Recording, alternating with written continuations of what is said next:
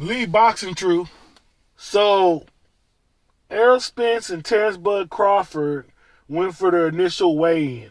Sometimes these weigh-ins are done before the media weigh-in.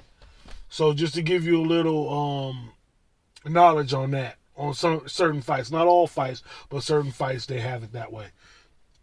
And Terrance Bud Crawford missed weight for the first time. And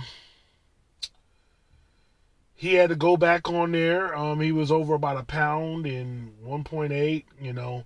I've heard media YouTube channels talking about how Terrance Crawford doesn't look right. He looks drained, and how he has these full suits on, and Errol Spence is walking around with t-shirts and everything else on.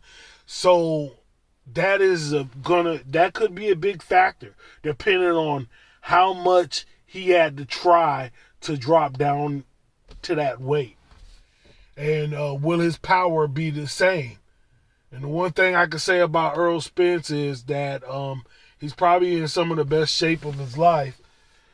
So, at the end of the day, we got to see. We got to see, because we know that Terrance Bud Crawford is dangerous regardless, especially in the first rounds. But if he's drained, that could be a big problem. And mentally, that could be a problem right there, because he could be thinking all these things. I didn't miss weight. I had to get back down a pound or so to make weight. My body's not the same no more. And he can feel that. And I just thought it was crazy with the gaining of muscle and everything.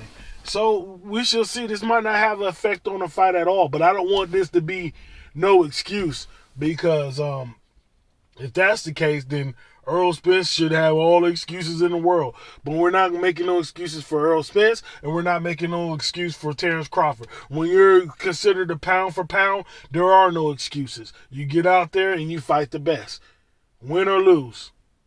Hats off to both fighters. We're about to see a good fight tomorrow night. Both fighters eventually made weight. So with that being said, Lee's Boxing Truth. Like, comment, subscribe. Tell a friend to subscribe. Hit that notification bell.